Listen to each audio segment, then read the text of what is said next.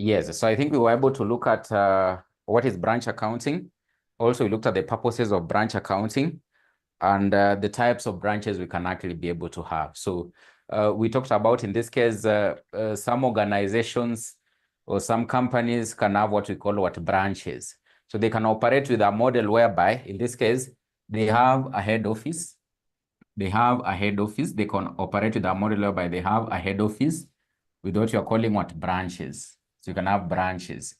So maybe you can have branch 1, so branch 2, branch 2. We can have maybe branch 3, so branch 3. So we can have a situation whereby, for example, these branches could end up having to depend upon their supply of goods from the head office. So it means some goods are actually transferred to the branches. Then these branches, there can be a situation whereby, for example, the accounting activities are done at the head office. Or sometimes we can have a branch whereby now, in this case, independently, it is able to, for example, undertake its accounting functions. It is able to source goods from the head office, but still the same case, it can be able to source goods by itself. So in a situation whereby we have branches, there are people who are not on mute here.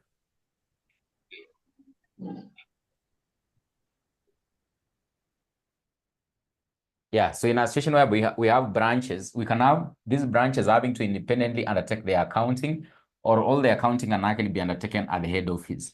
And as a result of this, then we end up having to have like a number of types of branches, which we looked at already. We said you can be able to have what we call dependent branches. We can have what we call independent branches, or we can end up having to have what we call foreign branches. Foreign branches. So in this case, our syllabus actually basically calls upon us to focus on these ones, but we'll be able to focus on how you account for these ones. So when you talk about dependent branches, they depend on the head office in terms of, for example, supply of goods. So they're not actually completely independent in terms of their activities, but independent, they're actually independent. And therefore, in this case, they can even be able to set up their own accounting function. They can be able to source for their goods independently without having to rely upon the head office having to do make the supplies of the goods. So we were supposed to look at now the journal entries that will actually be involved, where we have a situation whereby we have operations regarding a head office and, of course, a branch. We have operations regarding now a head office and actually a branch. So we are supposed to look at, in this case, the journal entries that you'll end up having to pass, the journal entries that you'll actually end up having to pass. My internet is unstable. My internet is unstable.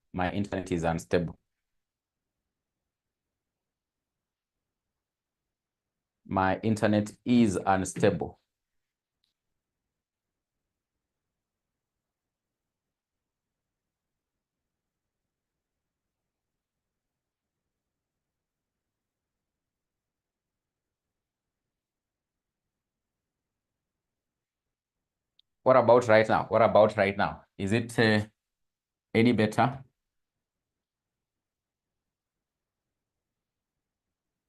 Is it any better? What about right now? Is it any better? I can see T says it is okay. I can see T says it is okay. T says it is okay. T says it. I don't know what about the others. So we want to look at the journal entries now in this case, that will likely end up having to be passed. I think we had looked at the ledger accounts that will likely be maintained. We said in this case, we'll have the branch inventory or stock account. We'll have the branch markup account. We have the goods sent to the branch account. You have the branch debtors account amongst the accounts that will likely be maintained. But now in this case, the journal entries for different kind of transactions. For example, we can have a situation whereby now in this case, goods have been sent to the branch. So if goods sent to the branch, how do you end up having to account for this? So if you have a situation whereby goods have actually been sent to the branch, how do you account for this? So in this case, you'll debit the branch inventory account, debit branch inventory account. We can call it inventory or stock account. Stock account. In this case, you debit it with the invoice amount. Invoice amount, you debit it with the invoice amount. Invoice amount. So that invoice that actually came from the head office. You basically debit the branch inventory account with the invoice amount, invoice price, or maybe the invoice amount. Then in this case, you credit. There'll be a markup account that you'll end up having to create. So I can still see you people are still complaining.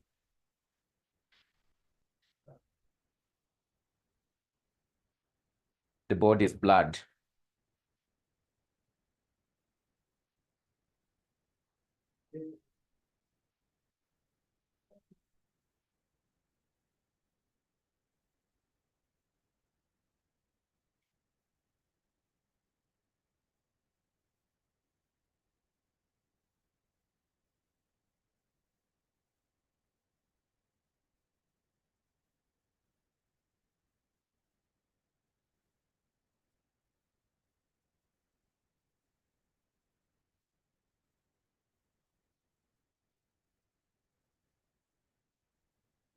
What about there? Is the board any better? Is the board any better?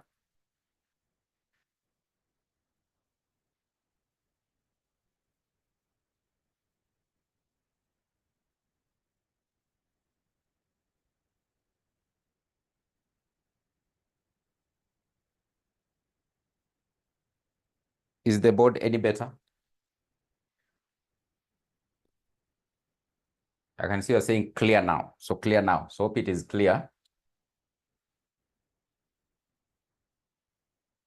The board is clear. So you're having to say with the goods sent to the branch, you'll be able to debit the branch inventory or stock account to the invoice price. But in this case, these goods that will actually be sent into the branch, they'll be at the invoice price. So there'll be the profit element in it. So therefore, in this case, it means you'll be able to credit the goods sent to branch. There'll be another account will maintain goods sent to branch account. Goods sent to branch account. Goods sent to branch account. This one will actually be at cost. At cost, will be at cost. Then the profit element, you'll be able to credit it in the branch markup account. So branch markup account. Branch markup account. In this case, you'll basically be looking at the profit element. The profit element. So when you add the profit plus this, you get the invoice price. So that's how you'll be able to end up having to deal with the goods that have actually been sent to the branch. So you'll debit the branch inventory stock account, then the credit the goods sent to the branch account, then there'll be a branch markup account. Remember in the ledger accounts, we said we'll be able to maintain for the branch. There's one account there we indicated, there'll be the branch markup account that will be able to maintain. So you'll be able to recognize the profit elements of the goods that are having to be sent to the branch. What is the profit element in it? It'll basically be passed through, in this case, the branch markup account. Then in this case, you have the goods returned to the head office. Sometimes these goods that have been sent can be returned. So goods returned to head office. Goods returned to head office. Office by the branch. So you'll do the opposite. So you just do the reverse. You'll debit the goods sent to branch. You'll debit goods sent to branch. You'll debit the goods sent to branch account. This one will actually be at cost. Then you debit the branch markup account. So the branch markup account that recognizes the profit element in those goods. Branch markup account. This one will actually be the profits on those goods. Then in this case, you credit this one. You do the opposite, branch inventory. You credit the branch inventory account. You credit the branch inventory account. So that is transaction number 2 that can end up having to occur. Then transaction number 3, sales made by the branch. So if the branch makes a sale, so sales made by the branch, what do you do? Made by the branch. So if the branch makes a sale, this one can actually be in cash form, or it can be maybe a check. So in this case, it means you'll be able to debit cash. You'll debit cash or bank. You'll debit cash or bank. It can be either cash or maybe bank, or in this case, it can be credit sales. So that means you'll end up having to have a debtor having been created. So you'll debit the debtors account. Then in this case, you credit the branch stock account. It will reduce the branch, you credit the branch. It will reduce the branch stock account. Branch inventory account will reduce.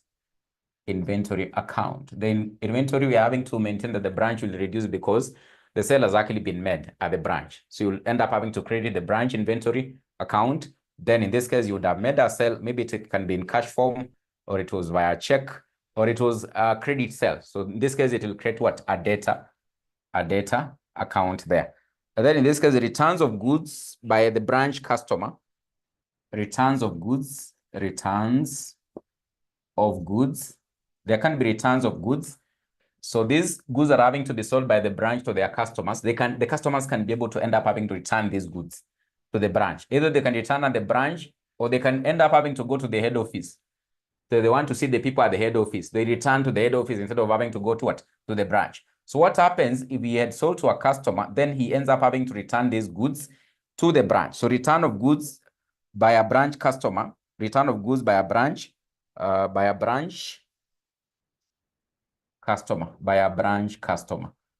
return of goods by a branch customer. In this case, you'll debit the branch stock account. So the inventory will increase, which they had sold. Debit branch stock account. Remember, they had made a sale, but now it means that the goods have been returned. So the inventory is increasing, which is an asset. When assets increase, you always do what? In this case, you debit. You always debit. So you'll end up having to debit the branch stock account. And then in this case, credit. Remember, if you had actually sold on credit, you'll end up having to credit what? So you'll end up having to credit the debtors account. You'll credit the debtors account. Or for example, in this case, if you end up having to do a refund, in this case, a customer can be able to return the goods, then he can end up having to ask for you for a refund.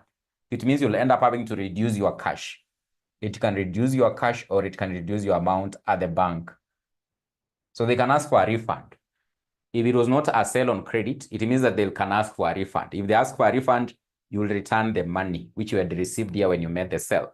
Then it can happen that in this case, these goods have not actually been returned by the customer to the branch. They have returned at the head office. So they have returned the goods where? At the head office. They have returned the goods at the head office. So what happens if they end up having to return the goods at the head office? So they can be the returns of the goods by the customer and not the branch. So they have not actually gone to the branch. They decided, let's take the goods to the head office of this company. So goods returned by the branch customer to the head office. So what happens? Goods returned by a customer, a branch customer, by a branch customer. Goods returned by a branch customer to the head office. To the head office. So they don't go to the branch, but then in this case, they go to the head office. If this is the case, then you debit the goods sent to the branch account. So you debit the goods sent. You debit the goods sent to branch account. Goods sent to branch account. Goods sent to branch account. This one will likely be at cost. Will be actually at cost. Then you debit. So you debit the branch markup, the profit element. You debit the branch markup accounts. In this case, you'll basically, be dealing with the profit element in these goods that have actually been returned. Then you'll credit now, in this case, the branch debtors account. So the branch debtors account. You credit the branch debtors account. You'll credit the branch debtors account. You credit the branch debtors account. So in this case, it'll be like, if you look at, for example, number 2, is like a return that has actually been made by these goods by the branch to the head office. You can see, for example, what you're having to do in number 2. Whenever, for example, the branch returns the goods to the head office, we debit what the goods sent to the branch account. And we debit what? The branch markup account. But in this case, the goods were supposed to be returned to the branch. It's only that in this case, they have been returned to the head office. It's like the goods for the branch are going to the head office. So you debit the goods sent to the branch, like what is happening in number 2. If you can look at number 2, your entries that we've said in number 2, you debit the branch markup account. But now in this case, it will be reducing the debtors. It won't actually be reducing the inventory of the branch at the branch level. But of course, it will be reducing what the debtors. The overall debtors of the branch will likely be reduced. So in this case, you credit the branch debtors account, Then transaction number 6 that could end up having to occur, could actually end up having to occur. Sometimes the goods can actually be stolen. So goods stolen in the branch. Goods stolen in the branch. Maybe it can be by the employees. Goods stolen in the branch. Goods stolen in the branch. Goods stolen in the branch. This one quite obviously in this case does what? Reduces the inventory there at the branch. It actually reduces the inventory there at the branch. But now in this case, it will end up having to create what? An expense. There'll be an expense having to be incurred because you have to cater for these goods stolen. Unless maybe you end up having to recover this money from the person who's having to steal, which won't be easy. It will basically automatically be an expense having to be incurred. So it will likely be expensed through now in this case, the profits and loss account as what? As an expense, because you'll end up having to incur it as a company. If you would have sold these goods, maybe you would have made a profit on them, but you can't sell them. So the cost that you bought the goods, you have to incur by yourself as a company.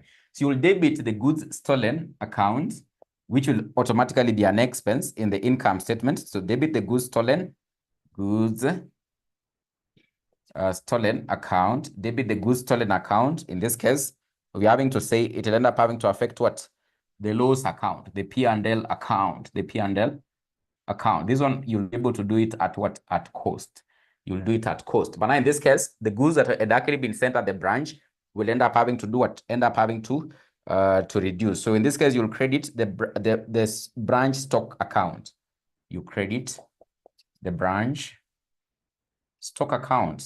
It is reducing the inventory at the branch. So a labor to the inventory there, which is an asset, will end up having to reduce. So an assets reduce, you credit. So you credit the branch stock account because it will be reducing this person. Maybe it was an employee there who stole. So the goods at the branch have actually been reduced. But of course, it is an expense that will actually be incurred for that particular branch. So you'll debit as an expense in the P&L account, Then there can be a situation whereby, for example, also cash has actually been stolen. So, now in this case, in the branches, maybe you have cashiers. You can be having a company whereby in this case, you're operating what? Branches. So in this case, it means if there's cash that has actually been stolen, so cash can be stolen, you can have cash, they steal from the till, cash sales stolen from the till. Cash sales stolen from the till. So this one, how do you deal with it? Automatically here, it is having to reduce your cash because in this case, you had made a cash sale, but in this case, it has actually done what? It has actually reduced. So cash sales stolen from the branch. So in this case, you'll debit the cash stolen account, debit the cash stolen account, debit the cash stolen account, debit the cash stolen account, then in this case, simply because this one will likely basically be part of the inventory you would have ended up having to sell. So these sales that you've actually ended up having to lose in terms of you failing, not having to be able to sell, it means that in this case, this would have actually basically been part of the inventory you are supposed to have been able to sell at the branch. So it means you won't be able to realize it as a sale from the stock. So you'll end up having to credit, you'll credit the branch, you credit the branch stock account. You'll basically reduce this amount from the branch stock account that you're having to sell. So you'll credit the branch stock account. Then there can be an increase in price. Another transaction. The branch can decide in this case, they're going to increase the price of the goods. So they are selling goods there at the branch, but now in that branch, they have decided they'll change the price. So there can be an increase in price in the branch.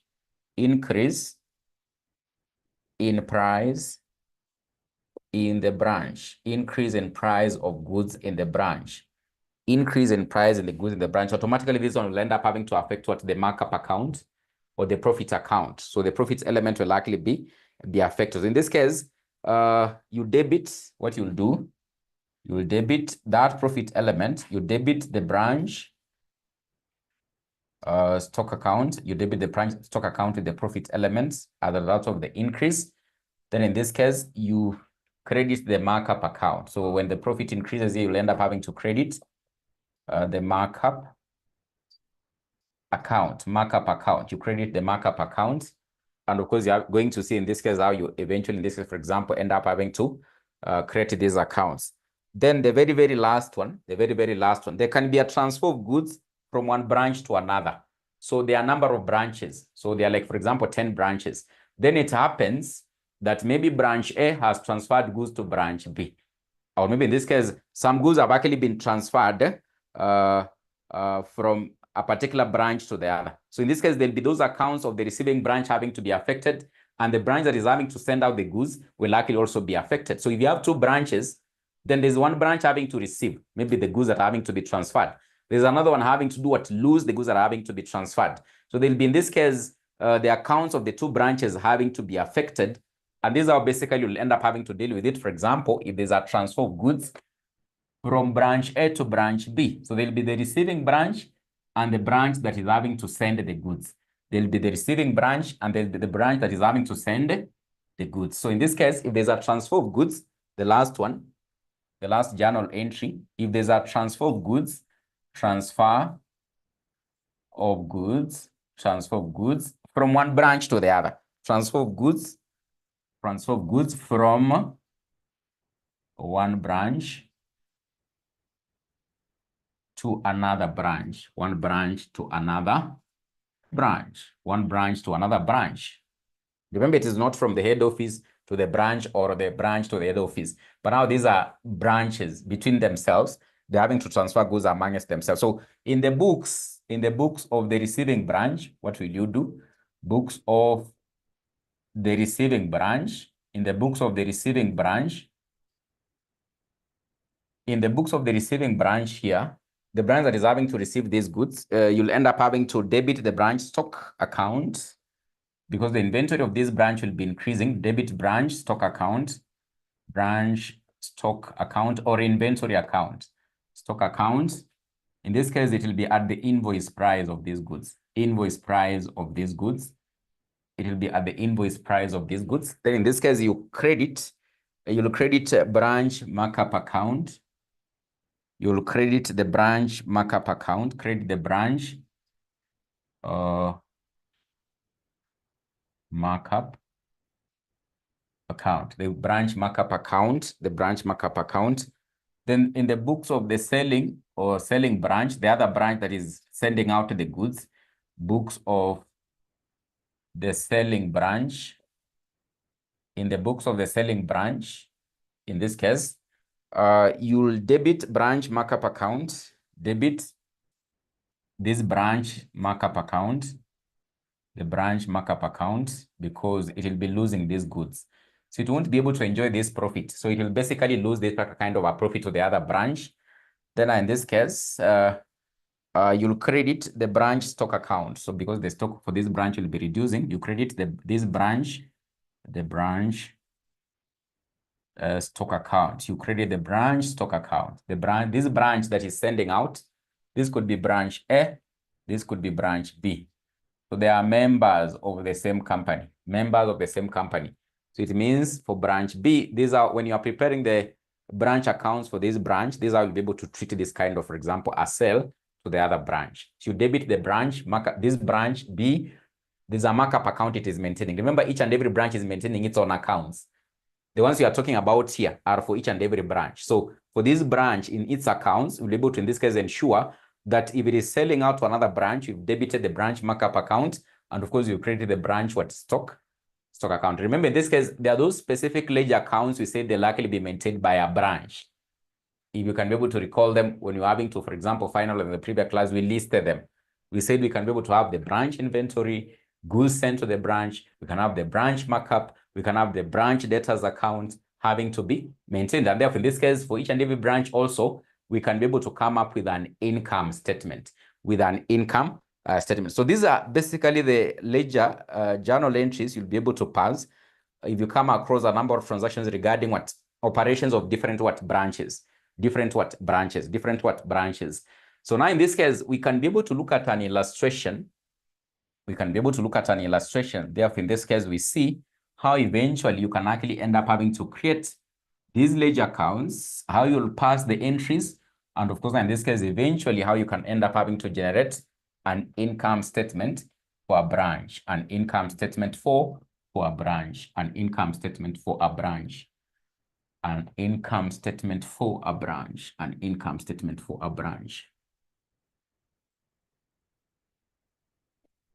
So you'll be able to write an illustration. So someone wants me to elaborate on transaction number 7. Number 7 is which one? 1, 2, 3, 4, 5, 6, 7. So cash sales stolen. So I think cash sales stolen, we've been able to say you'll debit the cash stolen account. You'll debit cash sales stolen. So cash sales stolen. We've been able to say in this case, you'll debit the cash stolen account. Then in this case, you'll end up having to credit the inventory account. You'll end up having to credit the branch inventory account.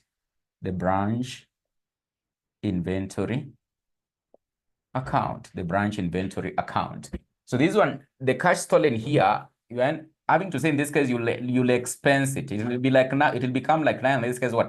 An expense in the P&L for this branch, because they will incur it as an expense. So this money was actually stolen. So it is the money that they'll be able to incur as a business, as a branch by themselves.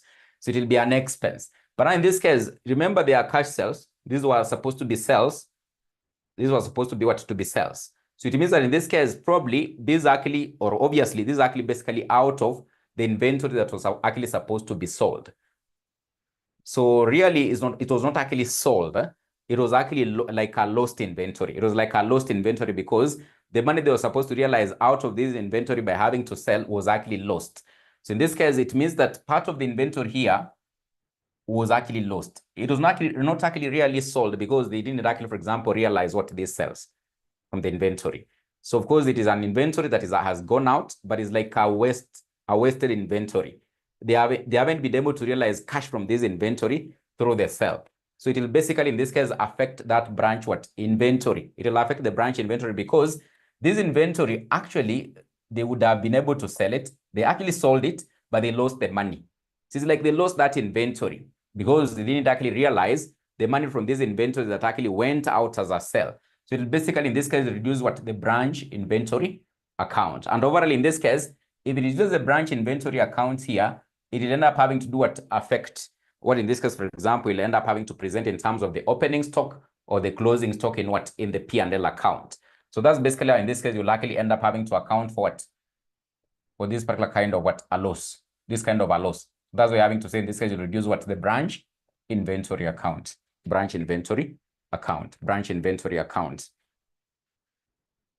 So we can look at an illustration. So just begin with what is going to happen so that you can be able to understand.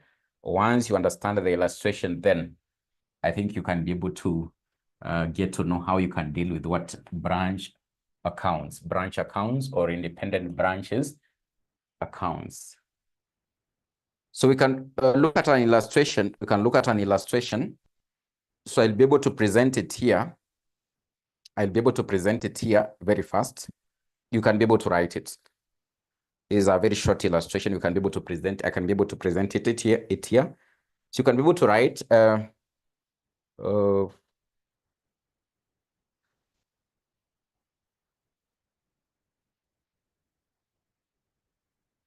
So you can be able to write. So illustration. You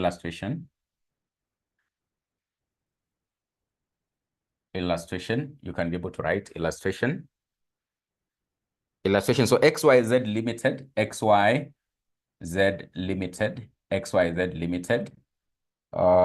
XYZ Limited deals in electronics goods. Deals in electronic goods.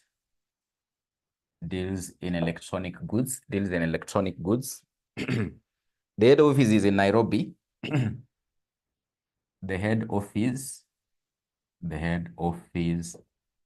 is in Nairobi. Is in Nairobi and has branches all over the country. And has branches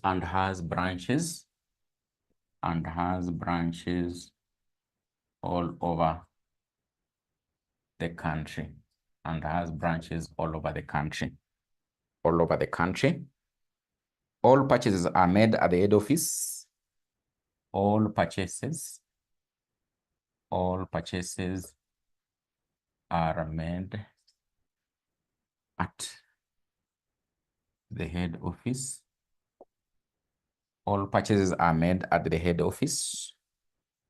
And the goods are charged to branches. And then what happens? And the goods are charged. And the goods are charged to branches. And the goods are charged to branches. At cost plus.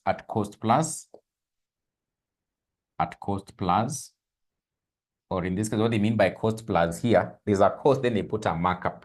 At a markup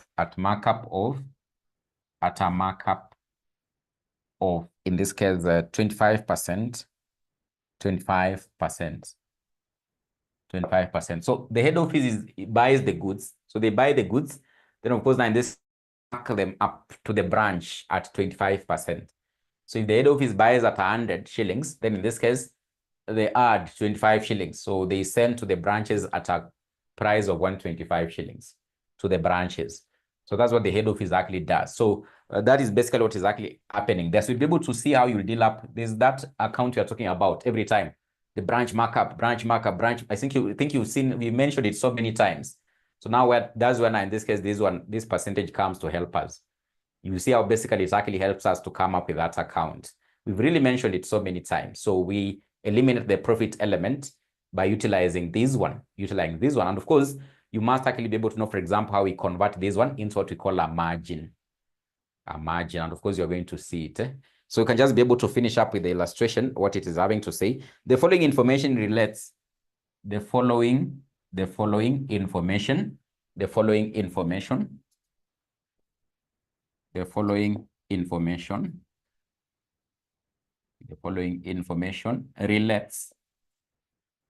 following information relates to the Nakuru branch.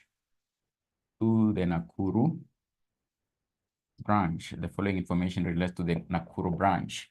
The Nakuru branch. So you can start with opening balances. Opening balances. That is at 1st of January 2017. 1st of January 2017. So these are the opening balances. So we have one of the opening balances they have for this year. It is the branch inventory account has a balance of branch inventory. This is at invoice price. The branch inventory at invoice price is 300,000. So 300,000. In this case, we have another opening balance of branch debtors. So the branch debtors. So the amount for the branch debtors, the opening balance at the start of the year was 450,000. I think you've seen us mentioning this account, the branch debtors account. You've seen mentioned. So they're having to say, in our case, the opening balance by the start of the year for the branch debtors was 450,000. Then in this case, we have the closing balances for the year. Closing balances for this year. So that is by 31st of December. They have this kind of closing balances for these ledger accounts.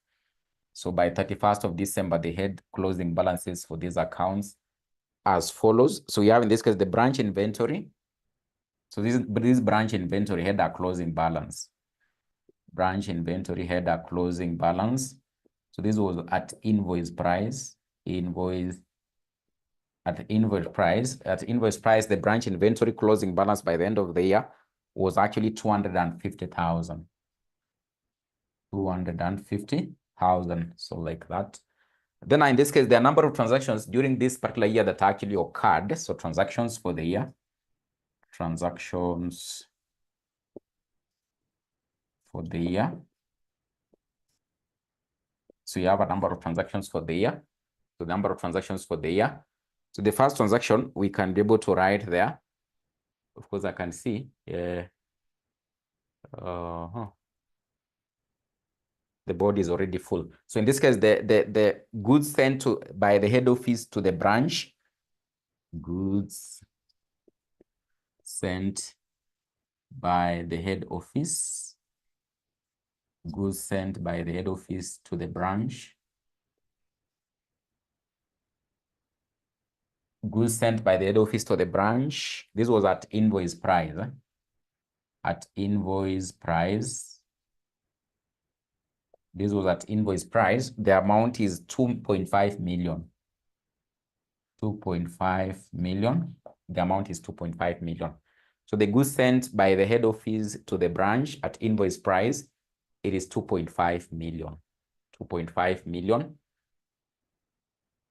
So we have the branch inventory there. The invoice price is actually 250,000. We have in this case the branch debtors, that is 450,000. Then you have in this case the branch inventory, invoice price. At invoice price is 300,000. That is, those are the opening balances for these ledger accounts. Opening and closing balances for these ledger accounts. Then there is a transaction for the year, that is goods sent by the head office to the branch at invoice price. It was actually 2.5 million. 2.5 million. Then we have other transactions, like 7 of them, so you can be able to capture them. We have like 7 transactions before we start looking at the ledger accounts. We have like 7 transactions before we start looking at the ledger accounts.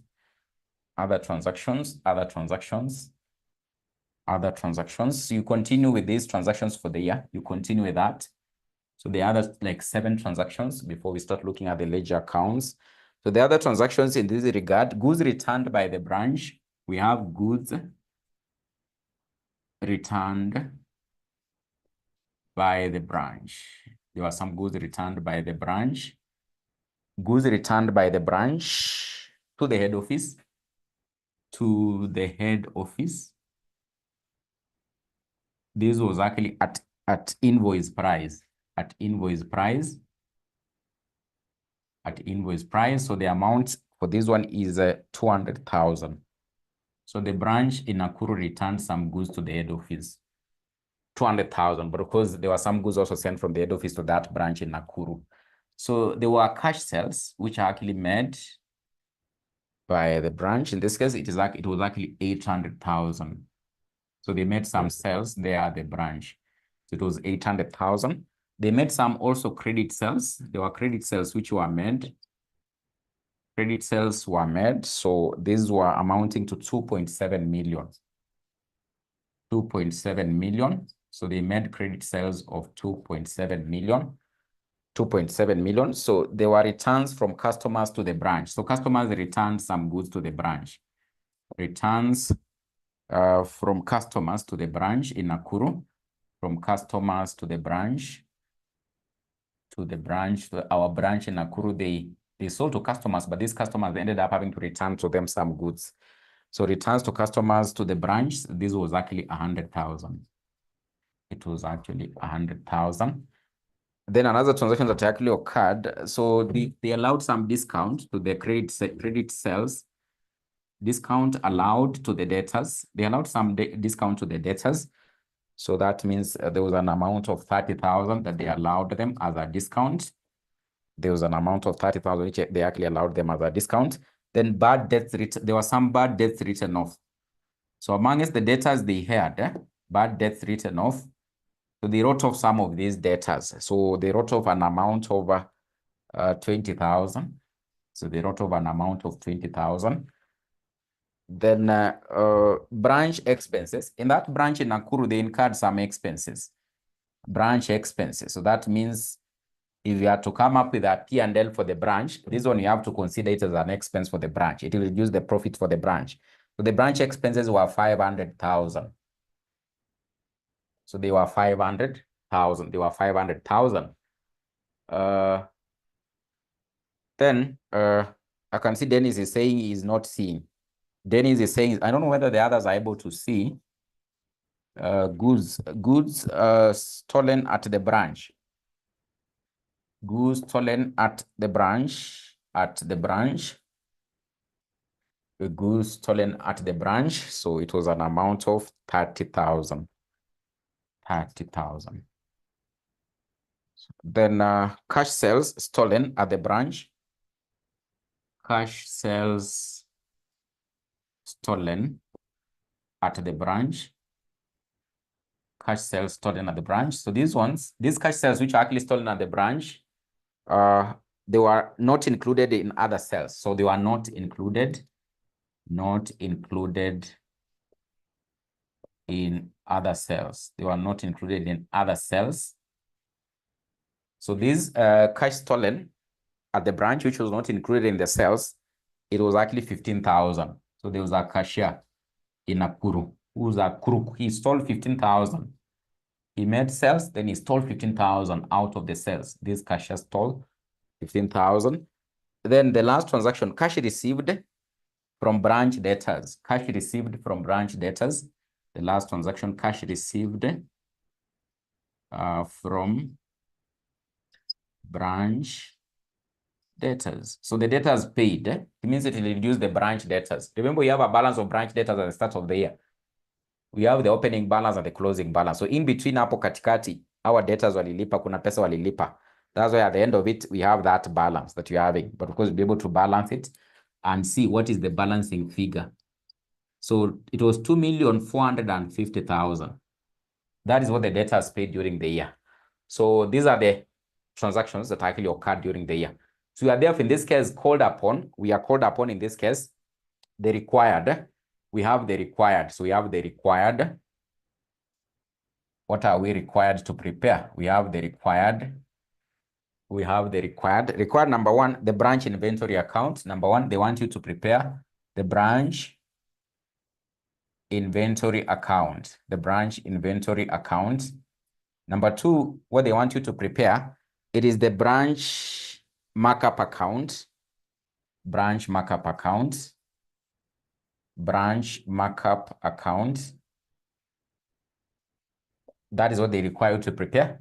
We've mentioned it a number of times in our journals. So they want you to prepare that one, the branch markup account. Then also in this case, the goods sent to the branch. Remember, we also talked about this journal entry. So number three, what they require to prepare the goods sent to the branch.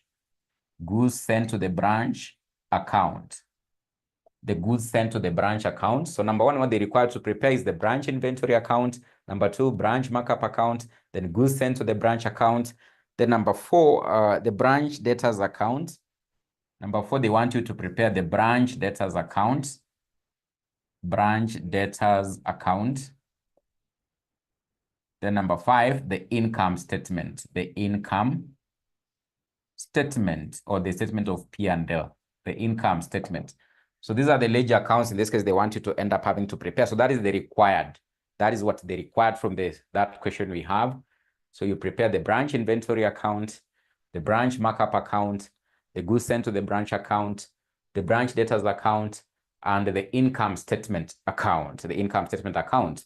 So hope you've been able to capture Dennis. Are we together, Dennis? Dennis is not able to see. I don't know whether the others are able to see and you've been able to capture the question. Just inform me whether you've been able to capture the question, because I want us to start passing the journal entries.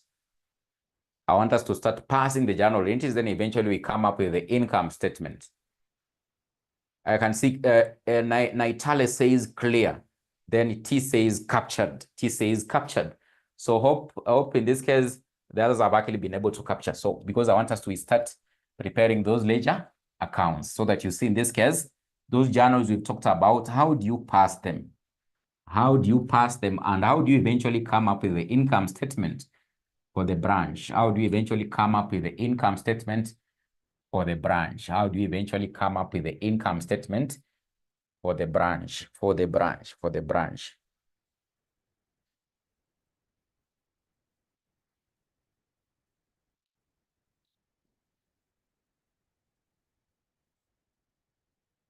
Yeah, so there are those ledger accounts, which in this case we can just open them. We can just be able to open them. We can just be able to open them. So those ledger accounts, we can just be able to open them. So you have, in this case, they want us to prepare the branch inventory account. So you have the branch.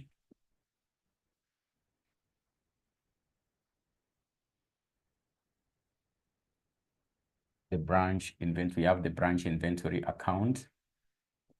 We have the branch inventory. Oh, there you are not able to see.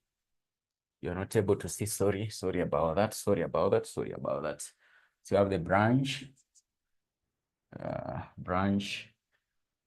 inventory account.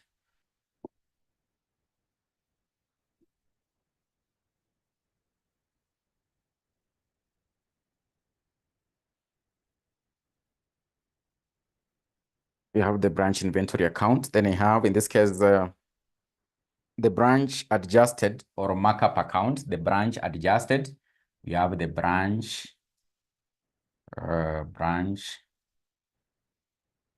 adjusted. So the adjustments here regarding inventory or goods sent to the branch, we do it here, or refer to it as branch markup account. The branch markup account. So we can have the branch markup. That is the number 2 which they have called upon us to prepare. Then in this case, we have the goods sent to the branch account. So you have the goods sent to the branch, account. So we can open it. So hope you're able to see it. So goods sent to the branch account, branch account. Then we can have the final one. In this case, the branch debtors account. They have also called upon us to be able to prepare the branch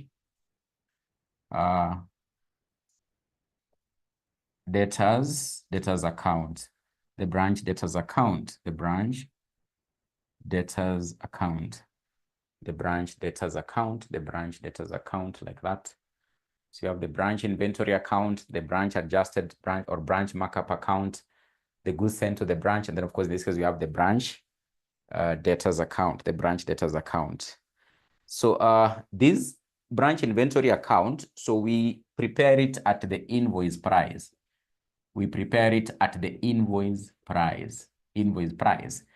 Then in this case, we need to be able to deal with the profit element by having to pass the profit element through what you are calling what? This branch markup. Then these goods that are having to be sent at the branch, in this case, they have to be at cost. They have to be at cost. In this case, remember when you add the cost plus the profit, you eventually come up with what? The price or the invoice price. You come up with the invoice price. So just take note that in this case, this branch inventory account is prepared at the invoice price. So in the question, you'll probably in this case be told the invoice price or the goods were sent to the branch at a selling price of this, or that is the invoice price. So when you are basically passing entries here in the branch inventory account, anything affecting the branch inventory account, you have to recognize it at what? At invoice price. Then the profits element, because you have to adjust the profits elements for, in this case, the goods you're having to send to the branch, then you need to come up with the branch markup account, and you're going to see how you pass the entries.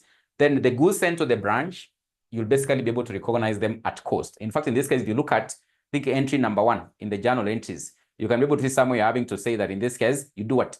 You debit branch inventory, then you credit one of the portion of that amount in the branch markup, the other portion of that amount in the goods sent to the branch. So the goods sent to the branch is actually at cost, but when you remember, when you add the cost plus the profit element, you end up having to get what? The invoice price. You get the invoice price. So remember, our balancing figure here will basically, for example, tell us, so what was the gross profit? That's why in this case, you have to recognize what the profit element regarding the goods that have actually been sent to the branch. So we'll be able to see the gross profit by having to get the profit element in each and every goods that are having to be sent to what? To the branch. So we'll be able to get what? The gross profit as the balancing figure here eventually when you finalize on this kind of what? An account. So we can be able to start parsing the entry so that in this case, you can be able to see how eventually you'll come up with these what? Accounts, how you'll end up having to come up with these accounts. So the first entry they were having to be told, the opening balance, you can see the first up there on the question, the opening balance is actually how much? So the invoice price, the branch inventory, the opening balance for the branch inventory is actually 300,000. And of course, inventory will have a debit entry. So the opening balance brought down for inventory here, it is actually 300,000. You need to pass that entry, 300,000. Then also in this case, you're having to be told that the branch debtors balance brought down at the start of the year is actually 450,000. So you have the balance brought down. In this case, for the debtors is actually 450,000. 450,000. But now remember, in this case, we're having to say that this opening balance, so this particular opening balance here, it has what you are calling what? A profit element in it. It has what you're calling what? A profit element in it. And of course, in this case, you've been told the markup. You can see the markup. The markup is actually what? 25%. Is actually 25%. So in this case, the profit element here, we have to be able to pass it through now. In this case, what? The branch markup account. And of course, this 25% is actually on what? On the goods sent to the branch, But now in this case, we have to recognize what? The profit element on this what? Inventory, which is actually at what? At invoice price or the selling price. So therefore, in this case, you have to convert this one into what we are calling what? A margin. We have to convert this one into a margin. And of course, now in this case, you'll be able to take 25, because this one is 25% over 100%. It'll be 25% over 100% plus 25%. Or alternatively, in this case, if you do the math here, this one will likely be 1 out of, I think, 5 or something. 1 out of 5. This one is actually, markup is actually on the cost. And of course, now in this case, it is 25% over 100. So this one is actually what? A quarter. So you'll be told that in this case, if you want to convert now the markup to the margin, you have to take either the numerator or the denominator. I think the numerator you add on the denominator. So it will actually basically be 1 over 4 plus 1 to be able to convert it into what? On the to be a margin, because this is the selling price. And of course, the profit elements here, we can only be able to recognize it by having to use what? A margin. By using a margin. It's not actually on cost. So in this case, you have to recognize the profit element on this what? Opening inventory by having to pass the entry through what? In this case, the branch markup or the branch markup account or the branch adjusted what? Account. So therefore, we've been given the markup, which is actually 25%, but now we have to convert it to the margin because this is what? The selling price. So we normally recognize margin on the selling price. Margin on the selling price is actually basically profit over the sales. Markup is actually profit over the cost of sales. Is actually profit over the cost of sales.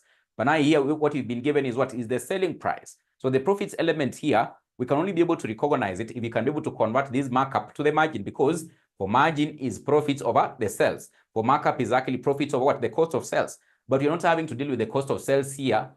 We are dealing with what? The invoice price or the selling price. We convert this markup to the margin. As I've said, 25%, you take 25% of 100, it will be a quarter on the cost of sales. But now to convert the markup to the margin, we normally take the numerator, you add on the denominator, you get 1 out of 5. 1 out of 5. So that's basically, in this case, you convert what? The margin to the markup. Or we take now, in this case, 25% over 125. 25% over 100 and what? 25. So that's basically, in this case, you'll be able to get our what? Our margin to recognize the profit element now in what? In the inventory there. So it means that in this case, for our markup or adjusted markup here, we'll be able to have a balance brought down. So we'll be able to have a credit of a balance brought down. A credit of a balance brought down. In this case, you'll be able to take, already been able to convert, is actually a fifth. A fifth multiplied by this amount, which is actually 300,000. So it will be a balance brought down of 300,000. So in this case, you'll be able to get, I think, 60,000. You'll get 60,000.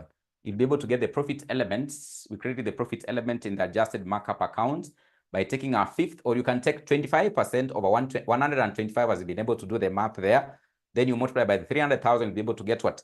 60,000. You'll be able to get, in this case, 60,000. You'll be able to get 60,000. So that's what basically, in this case, you'll be able to, in this case, adjust the profit element on what?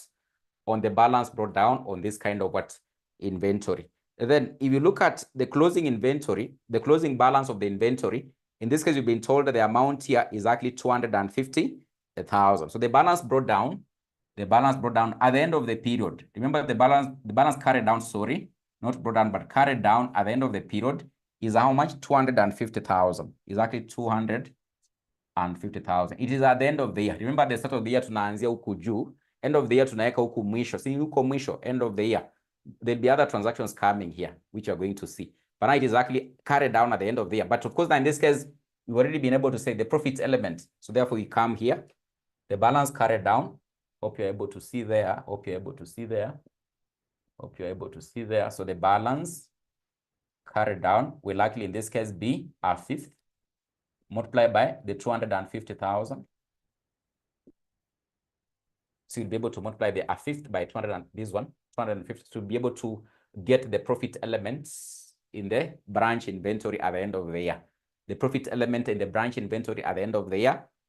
In this case, you'll end up having to get, if you multiply that, I think you'll be able to get 50,000. You should be able to get 50,000. So exactly 50,000. 50,000, exactly 50,000, 50,000, 50,000, exactly 50,000. So the balance carried down here, 250,000. A fifth of the 250,000 is exactly 50,000. So like that. So you would have been able to deal with what the opening balances, the opening balances. Then there are transactions which actually occurred. You're having to be told that goods sent by the head office to the branch at invoice price was actually 2.5 million. Was actually 2.5 what? Million. And of course, in this case, we said whenever goods are sent to the branch, we do what? If you look at your entries, if you look at your journal entries, whenever goods are sent to the branch, what do we do? Maybe you can be able to look at the journal entries and try to tell me what we are supposed to do. Whenever goods are sent to the branch, we debit which account? If you look at our journal entries, whenever goods are sent to the branch, we debit the branch what? Stock account. So we debit the branch stock account. So we'll be able to debit here. So these goods sent to the branch, in this case, we'll be able to debit, this amount was actually how much? 2.5 million. So 2,500,000. I think 2,500,000. So you'll be able to debit the branch inventory here will be increasing. At the branch, they'll likely be increasing. So then in this case, you go to the goods that have actually been sent to the branch. The goods sent to the branch. The goods sent to the branch. The goods sent to the branch. The goods sent to the branch. Or alternatively, here we can first of all be able to eliminate the profit element here. So in this case, the profit element will likely be, in this case, goods sent to the branch. Goods sent to the branch. And of course, we've already been able to determine exactly a fifth. So you'll be able to take a fifth of what? The 2.5 million. A fifth of the 2.5 million. If you can see there, they are indicating you credit this branch markup and you credit the goods sent to the branch. So in this case, you'll be able to take a fifth of this. It comes to how much? Is it 500,000? I think it is 500,000. 500,000. It means in our goods sent to the branch, we'll credit how much?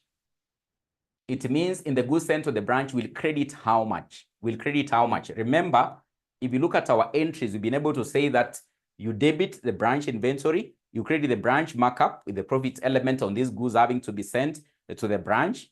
Then in this case, you also credit what? The goods sent to the branch. So for the goods sent to the branch, we'll be able to credit to the how much? It will likely be 2 million.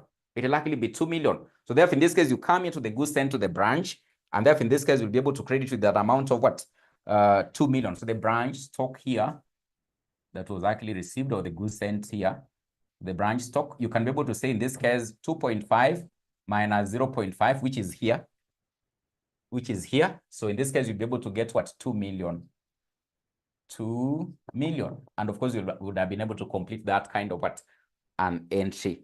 Then goods returned by branch to the head office. So there are some goods which were actually, in this case, returned to the head office. So it means if we return some goods to the head office, our branch inventory was actually having to do what? Reduce. So automatically we reduce it. We credit that inventory by the goods returned.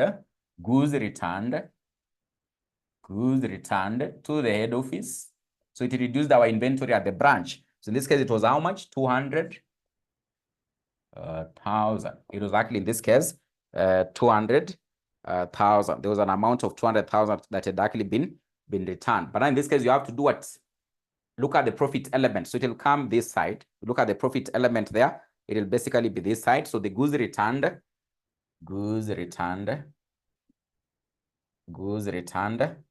So we take a fifth. Remember, in this case, you've already been able to recognize the margin is actually a fifth. So we multiply by these goods that are having to be returned. It's actually 200,000. I think you'd be able to get, is it 40,000? Is it 40,000? Yes. 40,000. Then, of course, it will end up having to also affect the goods that had actually been sent to the branch. So the goods sent to the branch. So here we have returns to head office, returns to head office. You get the difference. You just get the difference. It will actually basically be 200,000 minus the 40,000 to finish up the double entry here. The goods that had actually been sent to the branch had actually basically, that account had actually been reduced because some of the goods were having to be returned to the head office. So in this case, you can be able to take the 200K, you take the 200,000, you minus 40. I think you minus 40, you'll be able to get 160,000. And of course, you would have been able to complete that kind of an entry with those kind of returns. So those kind of returns. Then there were cash sales, which were actually made. So they made some kind of, in this case, what you're calling the cash sales. They made cash sales. So means maybe in this case, they received money through the bank or something. So it means if you make a sale, there at the branch, it will end up having to do what? Reduce your amount of inventory. So ukiuza ile inventory uko nayo hapo kwa branch, ita reduce. So in this case, you'll be able to have, in this case, what you're calling the cash sales here. There'll be the cash sales there, which will likely end up having to reduce the inventory at the branch. So that was how much? 800,000. So in this case, you'll end up having to, in this case, credit the inventory there, which is because it is reducing. But of course, you have to debit your cash or bank, But in this case, we haven't actually been called upon to prepare the cash or bank account. If in this case, we had the cash or bank account amongst the ones we are preparing, we would have been able to debit. Or for example, in this case, if you are ending up having to come up with a balance sheet, it means that we should be able to recognize there was an increase in terms of cash during this year. So this one will be able to affect the cash balance. But now we haven't been called upon to prepare the cash account. So there's no need of passing the other entry. So the double entry would have been, you credit this inventory account because it will eventually reduce the amount of inventory at the branch level. Then of course, now in this case, you end up having to do what?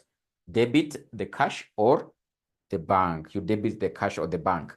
Then you're having to be told credit sales amounted to 2.7 million. So credit sales in this case amounted to 2.7 million. So they sold goods on credit. Whenever you sell goods on credit, it means that your debtors are doing what? Are increasing. But of course, the amount of stock or inventory you have there at the branch, itakuwa inapungua. So in this case, your debtors will likely automatically increase. So in this case, you have a credit sale, wale watu unadai wanaongezeka. So you have to increase your debtors. It was with how much? 2.7 million. 2.7 million. Of course, you've been able to say this credit sale will also be able to do what? Reduce your inventory there. So therefore, in this case, you'll also have to recognize the credit sales of the 2.7 million there. So the double entry will end up having to elapse like that. Kindly zoom. Goods sent to the branch account. Goods sent to the branch account. So there, hope you're able to see. I think there it's a bit better. Goods sent to the branch account. This one is actually 2 million. It's 2 million. So the difference we have in this case, the 500 plus the 2 million then we have the 2.5. That's the double entry, how it is completed. So the 2.5 is on the debit side. On the credit side, you have the 500, which goes to the branch markup. I recognize the profit element in this, then we can actually be able to pass it like that. We can actually be able to pass it like that. So that is basically how, in this case, you'll be able to deal with, in this case, what the credit sales. Then you're having to be told returns from customers to the branch. So there are some returns that in this case were actually made by the customers to the branch. Returns from customers to the branch, it was how much? 100,000. 100,000. So these returns that were actually made by customers, it means they ended up having to do what? Reduce the debtors amount here.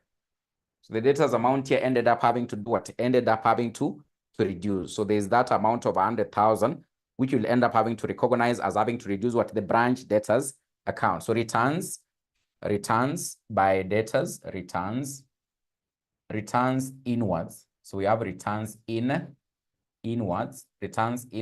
of the sales which had actually been made, which will reduce the debtors. So kama ulikuwa umemuuzia then akakurudishia, inamaanisha deni yake inapungua as a debtor. So in this case, it was like an amount of, in this case, 100,000. It was an amount of 100,000, an amount of 100,000, an amount of 100,000. Because when they return to you, then your inventory actually increases. So they have, in this case, returns in. When they return to you there at the branch, your inventory actually increases. So therefore, in this case, it is an amount of returns from debtors. These were returns from debtors. It was an amount of 100,000. So also your inventory increases. Ulikuwa umewauzia hii side ikatoka, but now sasa maybe ilikuwa kwa hizi, but sasa wamekurudishia. So zimerudi hapo kwa branch inventory hapo. But now them as debtors, ulikuwa na wadai 2.7, but lazima wapunguze. Sababu wamekurudishia. So they have returned. So those are the returns. So like that, the returns like that. Then in this case, discount allowed. Whenever in this case, for example, you had sold some goods to your customers, if you allow the discount, then in this case, it means you reduce the amount you are claiming from them. You reduce the amount you're having to claim from them. So therefore, in this case, the discount allowed here reduces your debtors amount. Discount allowed will reduce your debtors amount. And of course, the discount allowed here was actually how much? 30,000. Yes, 30,000. It was actually 30,000. But remember, the discount allowed here will actually be expensed in the P&L or the income statement. So it means when you'll actually be preparing the P&L account or the income statement, will debit this 30,000. So that's why the double entry will actually end up having to be completed. Or for example, in this case, if you are doing complete ledger accounts in the books of accounts, you'll open the discount allowed account and you debit that amount. But of course, it will be able to do what? Reduce your debtors amount. It will reduce your debtors amount. So you'll be able to recognize this one as an expense in the income statement. Then, so bad debts written off. So when you write off debtors, you reduce the debtors amount. So when debtors reduce, you credit. So bad debts written off. So they had to write off some debtors here. They had to write off some debtors here. So bad debts written off. Bad debts written off. It was an amount of, in this case, 20,000. I think it was actually 20,000. 20,000. It was an amount of 20,000. It was an amount of 20,000. An amount of 20,000. An amount of 20,000. So like that. So, and of course, this one will be what? An expense in the income statement. So remember, when you'll be preparing the income statement, you have to recognize these two as expenses. That way the double entry will be completed. It won't affect these accounts. It will go there in the P&L or the income statement. It will be debited there as an expense. It will be debited there as an expense. Then we have branch expenses. Those one will go to the income statement as an expense. Then you have the goods stolen at the branch. So there were some goods which are actually stolen at the branch. So it means that in this case, these goods will actually end up having to reduce what? The inventory at the branch. So in this case, when the goods at the branch are having to reduce, the inventory as an asset is reducing. When an asset reduces, you always credit. So goods stolen, kuna goods waliba. Goods stolen, they reduce the goods at the branch. So the goods stolen here were what of an amount of an invoice price of how much? 30,000. So these goods are actually basically stolen from the branch. So it was a worth an amount of, in this case, how much? 30,000. Because these goods that are having to be stolen, there was a profit element in them. There was actually a profit element in them. So it means that we have to be able to pass it through what? This particular account. You have to pass it through this particular account. So the goods stolen here, goods stolen. So you take a fifth, multiply by the 30,000. I think you'll be able to get an amount of 6,000. 6,000. Remember, there's a difference of what? 24,000. So the 24,000 is one, in this case, we'll end up having to expense in the P&L. So when you prepare the P&L, we'll be able to expense that particular kind of what? An amount. That particular kind of an amount will likely end up having to expense it in the P&L account. In the P&L account. P&L account, it will basically be part of, now in this case, what? The cost of goods that are actually sold. You'll be able to expense it where? In the P&L account. So the 24,000 will debit it to the P&L account. But now the profit element on these goods that are actually stolen will be able to debit it in what? In the branch markup account. In the branch markup account. So like that. So a fifth. Remember, in this case, the profit margin on all the goods at the invoice price is actually at a fifth. So the fifth of the 30,000, we get what? The 6,000. Then the 24,000 that is actually remaining will complete the double entry in the P&L account, where we'll be able to recognize in this case how much? An expense of 24,000. An expense of 24,000. Then we have in this case cash sales stolen at the branch, which were not included in the sales. So there was some cash which was actually stolen at the branch, which were not actually included in the sales. And of course, we've been able to say that whenever, for example, you have some cash which was actually stolen, ideally, that was actually like part of inventory which was actually sold. You are supposed to realize that cash, but you never realize it. It's like in this case, you like lost what? Inventory there where? At the branch. So in this case, we said we'll be able to credit the branch inventory account with the cash stolen. So the cash stolen there, it was an amount of, in this case, 15,000. It was an amount of, in this case, how much? 15,000. It was an amount of, in this case, how much? 15,000. But now in this case, remember, when you likely be preparing, the P&L, when you basically be looking at the sales, this particular figure will end up having to affect in the P&L by reducing what? The sales figure. So it will end up having to, in this case, for example, in this case, it will affect the sales figure in the P&L account. It will likely affect the sales figure in the P&L account because you're having to be told that in this case, the cash sales stolen at the branch were not included in other sales, So of course, now in this case, we end up having to credit, but I have to remember now in this case, we'll likely be coming up now in this case with the P&L account. This particular figure here of 15,000 will likely affect the amount of sales which are actually made in this particular branch. Then we have cash sales stolen, so that we've already been able to deal with this. Cash received from branch debtors. So there was some cash which was actually received from branch debtors. So it means that in this case, debtors actually ended up having to pay. So there was cash received of an amount of, in this case, 2,450,000. So 2,450,000. 2,450,000. It means that in this case, the debtor is reduced. But now in this case, if you are to prepare a bank account or a cash account, then we would have ended up having to do what? Debit the cash or a bank account with that amount. But now in this case, the credit entry basically reduces the branch debtors account. It reduces the branch debtors account. So those are the entries. So that is cash received from branch debtors. That was actually 2.450, 2.450, 2.450. So that's basically, in this case, you would be able to complete what? The entries. But now in this case, what is remaining is for us to be able to balance, this ledger account, ledger accounts. So now in this case, maybe you can be able to start with the branch debtors account. Let's start with the branch debtors account. So which side seems to be more? So this particular side seems to be more.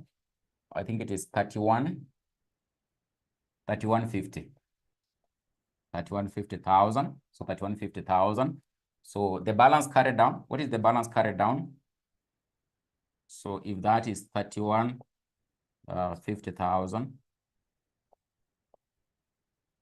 what is the balance carried down? What is the balance carried down? You can give us the figure.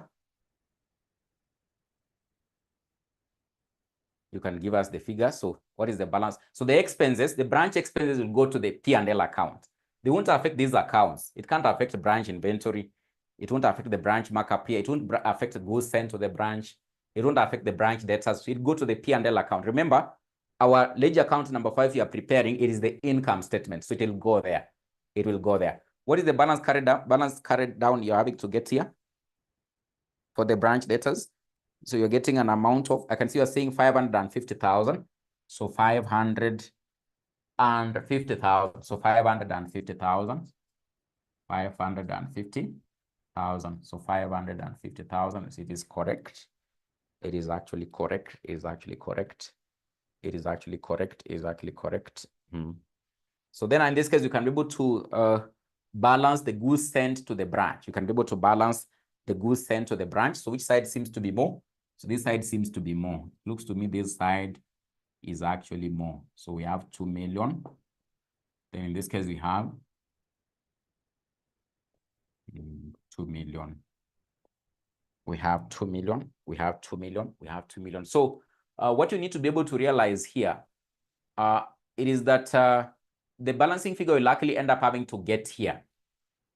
It will be the purchases by that branch. So in this case, the balancing figure, it will be the purchases for that branch. It will be the purchases for that branch. Remember, in this case, we're talking about what? Goods sent to the branch. So we want to know, for example, you want to recognize the profit for that branch. The purchases for that branch is what the head office was having to send to the branch. Remember, if the head office is selling, of course, the head office, it is a sell. But now to the branch, it is a purchase. It is actually what? A purchase. So therefore, in this case, the balancing figure here will be the purchases for the branch. Whenever they get the goods from the head office, those are their purchases. So in this case, for example, if they have to recognize what is their profit, if they want to know their purchases, they'll have to look at what does the head office suppliers, together with any other supply that we are doing by ourselves. All those ones they put together, they become what? Purchases. So the balancing figure in the goods sent to the branch will be the purchases for the branch. In this case, you're getting how much? I think 2 million minus this, you get 1840. 1840. 18. So that's what you have to realize or discover now. That's what you have to realize or discover now. That the balancing figure in the goods sent to the branch will be the purchases for that branch. Will be the purchases for that branch. So in this case, if they are coming up with a P&L for that branch, this balancing figure here in the goods sent to the branch will now be the purchases that in this case they acquired. Either, maybe in this case, they have purchases that are having to be sent as sales. Remember, when the head office sends the goods to the branch, that is like a sell to the head office. But to the branch, when they are receiving these sales from the head office, that is a purchase to them. So the goods sent to the branch here, the balancing figure here, will be the purchases to the branch, will be the purchases to the branch. So that will be 1840. 1840. Then we come now in this case to the branch inventory account. You can be able to balance this one. The branch inventory account. I think we have goods returned, cash sales, so debtors. So you have 200,000, 800,000, 2.7 million, so 30,000, so 15,000, then 250,000. So I think this side seems to be more. So what are you getting as the total here? What are you getting as the total here? So that side seems to be more. What are you getting as the total here? What are you getting as the total? This side seems to be more. What are you getting as the total there?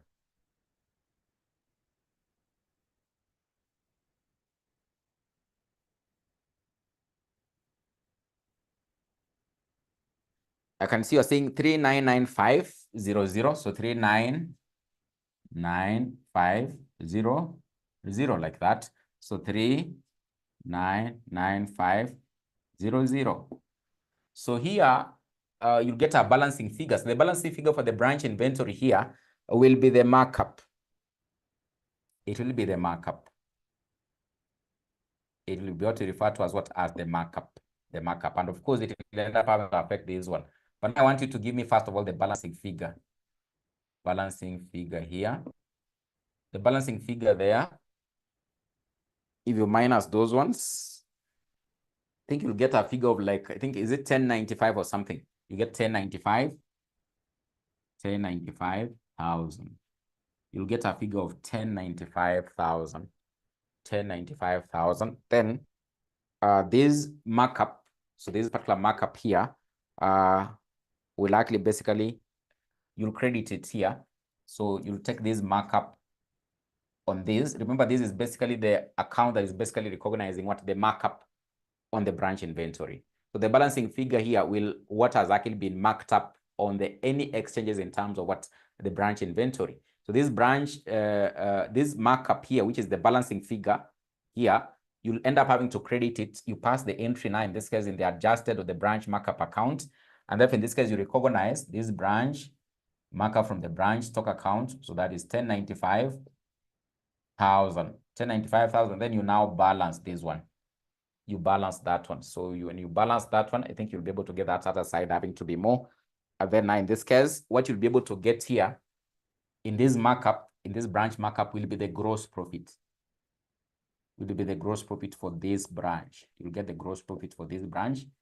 So what are you getting as the total there? What are you getting as the total? I hope you can be able to get a figure of like 1655? 1655000. So 1655000, like that. 1655000, like that. So 16500, like that. Then when you get the balancing figure there, you'll be able to get 155900, like that. It means when you come up with the income statement, your gross profit should be this one. If you get a different figure, your workings are wrong. It means in this case, when you end up having to, because you're going to prepare the income statement, when you come up with the income statement, the gross profit should be this figure. Because the balancing figure in the branch markup account is the gross profit for the branch.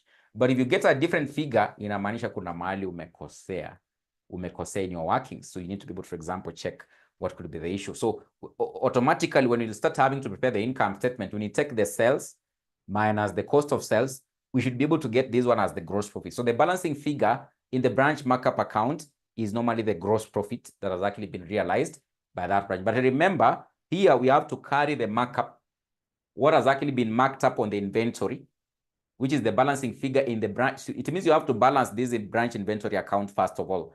Then you take the balancing figure, which will end up having to be the markup on the inventory for the branch, which you basically transfer in the branch markup account here. Then you balance. When you balance it, it should be able to give you the gross profits, which is actually what? 1559,000. 1559,000. So I can be able to see now in this case, you're having to say, it will still be the balancing figure, but you'll bring it this side. It will still be here, but you'll be able to bring it this side.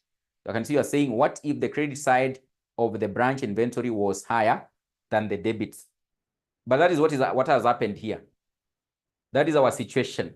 The credit side is more than the debit side. That is our situation here. I thought you were asking the reverse. What if the debit side is more than the credit side? It means the balancing figure won't be this side. It will be this side. Then, of course, you bring it here.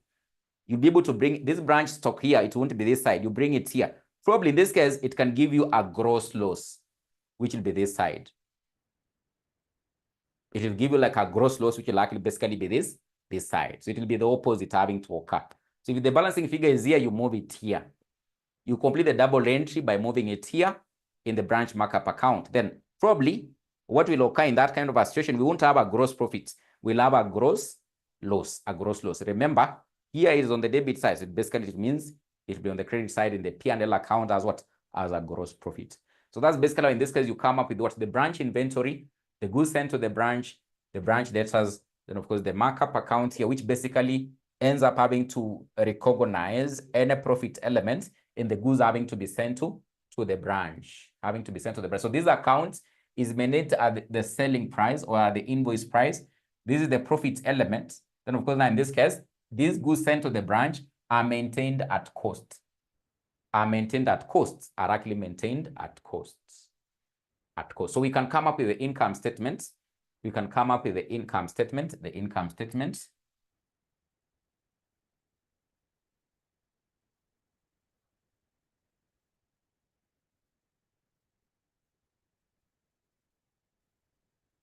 We can come up with the income statement. I can see we have 15 minutes.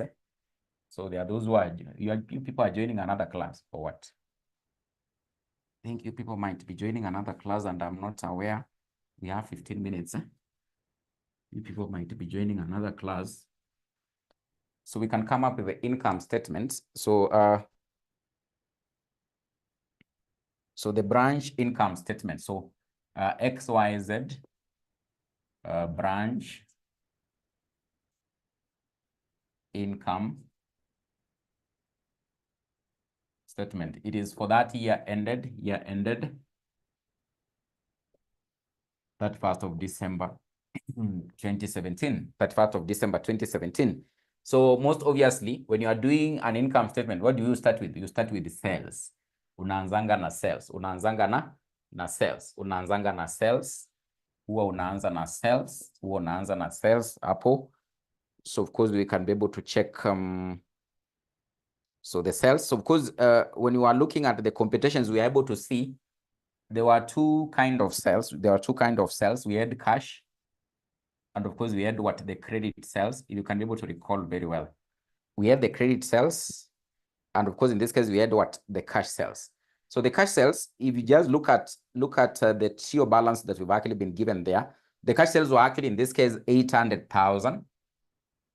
Were actually 800,000. Were actually 800,000. But remember, so of course you can see, I hope you can be able to see it. There's a cash sale that was actually made of 800,000. But remember, if you look at the second last item, we're having to be told cash sales stolen at the branch, not included in other sales. The cash sales were actually stolen at the branch, but were not actually included in what? In other sales. So you have to, in this case, do what? To recognize those sales, which had not actually been included. So it will be plus the 15,000. It will be plus the 15,000. In this case, the cash sales will actually end up having to be the ones that are supposed to be recognized, 815,000. Then also you have credit sales of 2,700,000. But remember, you're having to be told returns from customers. This returns from customers to the branch. Returns from customers to the branch. So these sales ended up having to be reduced by 100,000 because they made some kind of like returns of 100,000. So that basically comes to, is it 2.6? I think it is actually 2.6 million. 2,600,000. 2,600,000. Then, of course, we can be able to go to the cost of sales. So we less now the cost of sales. Cost of sales, you will start in this case with what you're calling what? The opening stock. The opening stock. The opening inventory. Remember the opening inventory here, we'll recognize it at cost. And of course, now in this case, to get the cost, we'll end up having to take, of course, the opening balance for the inventory is actually at 300 at the selling price or at the invoice price. But now in this case, to get it at cost, you have to reduce or less the profit element, which was actually 60. I think it was actually 60. You can see in the markup account, it was actually 60. We have to remove that element of the profit, which is actually 60. So the opening inventory there will actually end up having to be. So these are shillings. These are shillings. They are not cows. These are shillings. They are not cows. So they are shillings. So that is 240,000. Then, of course, there were purchases. You add purchases. You add purchases. You add purchases. Remember the purchases here. We've been able to balance that goods sent to the branch account. We've been able to get our purchases is actually 1840,000 from the goods sent to the branch. We've been able to get it as 1840,000. Then we need to be able to less what? The closing inventory. Less the closing inventory. So the closing inventory, we can less the closing inventory. We can less the closing inventory, which also in this case you have to recognize at cost. Remember, the closing inventory in the TO balance was actually 250,000. But remember, we've been able to remove the profit element there. If you look at now, in this case, our markup account there, it was actually how much? 50,000. So we need to less the 50 thousand. So we less the 50,000 from our markup account there because we are recognizing this particular inventory at cost. So 200,000. We need to less the closing stock, less the closing stock, less the closing stock. Then amongst these stocks, remember there were some goods which are actually stolen. There were some goods which are actually stolen. So remember, in this case, you're having to be told that goods stolen at the branch was actually how much? 30,000. So part of the inventory you are having to deal with here, kuna yenye iliibwa. So you have to reduce it. We have to reduce it. We have to reduce that inventory which was actually stolen. So in this case, the goods stolen. So the goods stolen. So the goods stolen. Also, it will actually be at cost. So remember, in this case, we had recognized the profit element as having to be how much? 6,000. But in this case, it will likely be 30 minus 6,000. So that will be 24,000. 24,000. So that should be able to give us what you're calling the cost of sales. The cost of sales. So how much are you having to get? Just try to add. Just try to add and actually less. So 240,000 plus 1840 minus 200 minus 24. Minus 24. What are you getting? Just try to add. So the opening stock plus purchases minus closing inventory minus goods stolen, because it is reducing part of that closing inventory there. Part of the inventory there. How much are you having to get?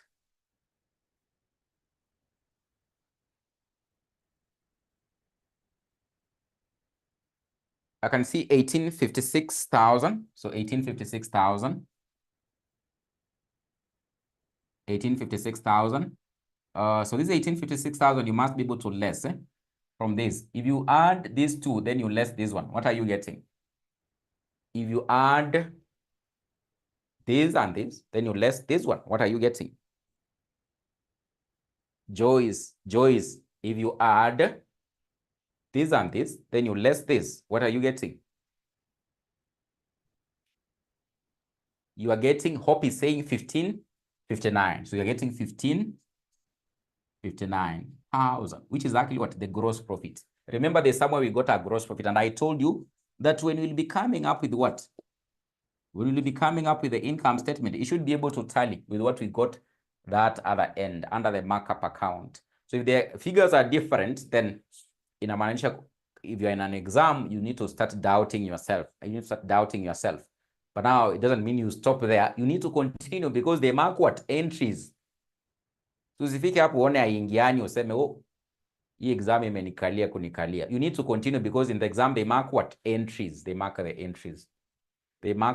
entries. Don't stop there. So inaweza kuwa tu kuna kafiga kamoja umesahau. So you need to just continue.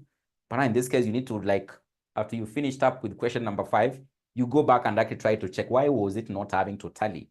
There must be an item, these funny adjustments that you're having to do here. I must have missed out on one of them. Maybe in this case, on the goods stolen, I haven't been able to, for example, remove the profit elements on it, or I haven't removed the 24,000 here. What have I done? You need to be able to check. So it has to tally with what is actually in the markup account. So that is the gross profit. Now in this case, you do what? You less on this gross profit the other expenses, which now in this case you haven't been able to recognize there. For example, in this case, we are now less what? The expenses, less other expenses which are there. The other expenses which are actually there. In this case, you have the branch expenses.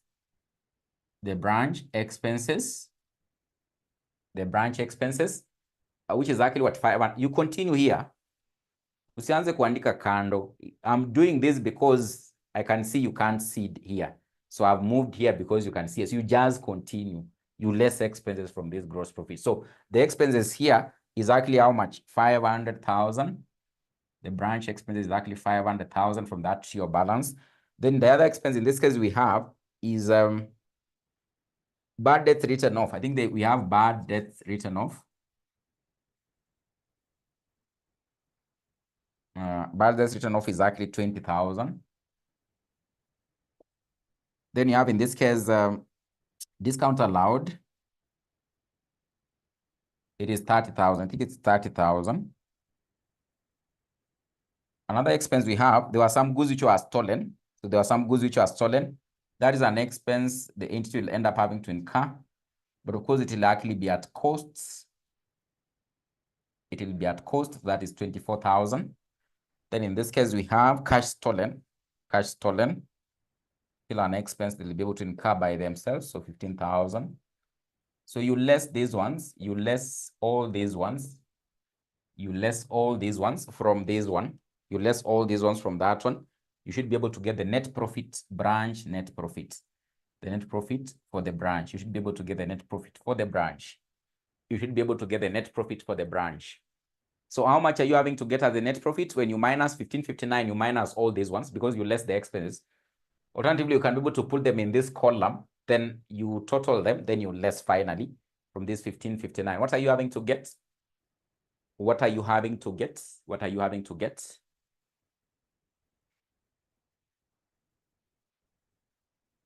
I can see T says 970 thou, 970 thou, 970 what? 1,000. 970,000. 970,000 as what? As our what? The branch profit there. As the branch profit there. So that's basically how you can be able to generate the accounts. So I want to leave a question. You can be able to try to attempt it. Then when I come, also you'll be able to look at it. We'll be able to look at it as we, in this case, see whether we can be able to. Of course, in this case, there's what we call foreign branches, but it's not within our syllabus coverage, so we don't have to cover it. There are also, you can have foreign branches where we have a branch in Uganda. So you have to do the translation of the branch performance. Then you come up with this kind of what income statements. But now we won't focus on that so much because the examiner basically doesn't call upon, for example, to look into what foreign branches. But in the previous syllabus, it was there. Before they revised the syllabus in 2021, it was there. But we won't go into those kind of, for example, computations because we just focus on what the examiners are, what the CASNEB are calling upon us to be able to prepare you for this exam. So we can be able to look at another example illustration. So you can be able to look at this question for your own practice and exercise. Look at it. Then also when I come in the next class, we'll be able to look at it. Then we can be able to see whether we can move to another area or what will happen. Or what will happen on Friday. What will happen on Friday? We can see whether we can move to another area or what will happen on that Friday. On that Friday. So hope you've gotten an idea of branch accounting and the journal entries. So unaweza jipima nguvu with this question. Unaweza jipima nguvu na this question September. It is September 2015. Question number 3B. Jipima nguvu na hii swali September 2015, question number 3B. Then when I come in the next class, we'll also be able to look at it. Then we can see whether we can be able to move to another area. I don't know if there's any question. You can be able to ask a question. You can be able to ask a question because I can see it is 7:58. It is 7:58. I can see Dennis is saying, is it 970 or 1 million? So the others, what are the others getting? What are the others getting? What are the others? What are the others? Ikapel gets 970. Another person. Joyce gets 970. So the majority have it. The majority have it. It is 970. The correct answer is 970. Maybe you need to be able to check your entries. There must be an entry you haven't been able to capture properly. Because branch expenses is 500,000. Bad debts written off is 20,000. Discount allowed is 30,000. Cash sales stolen is actually 15,000.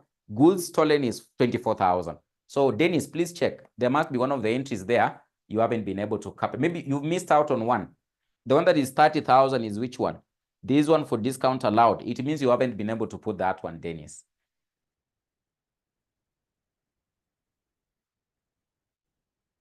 So I can be able to see hope. So unless you are told, they can be able to tell you. Maybe in this case, the returns were basically, in this case, with regard to what? With regard to the cash sales, that's when you can be able to recognize them under sales. But if the examiner is silent, you assume they are basically amongst what the credit sales. The credit sales. You assume they are basically amongst what the credit sales. The credit sales. You assume they are amongst the credit sales. Remember, under normal circumstances in our business, when you are selling on cash basis, the customer is normally there. is giving you the cash as it takes the goods. So you can be able to, for example, in this case, just return at that point in time before you even pays for the price, before he even does what pays for the price, before he even does what pays for the price. So that's basically what will likely end up having to do what to happen. So if they are silent, then in this case, it will be under the credit cells. It will be under the credit cells. It will be under the credit cells.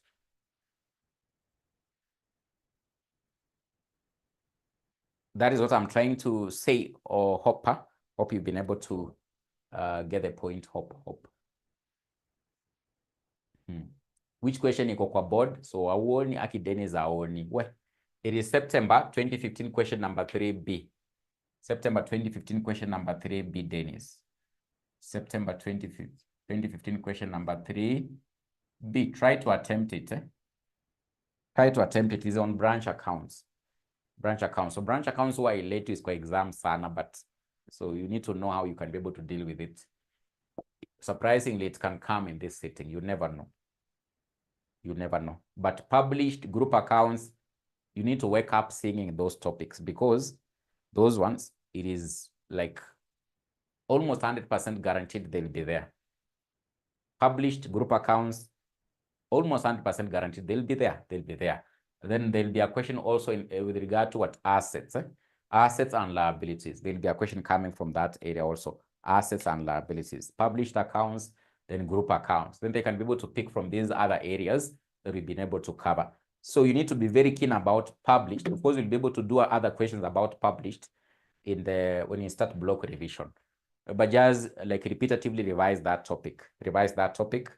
Regarding published. So we have group accounts, then we have the cash flow. I think cash flow you've been able to cover recently. Cash flow is also very crucial. Cash flow is very crucial. It is very crucial, cash flow. Cash flow is very crucial. Yeah, so I think we can end there. So let me end there. So let's catch up in our next class. So see you next time. Have a good night.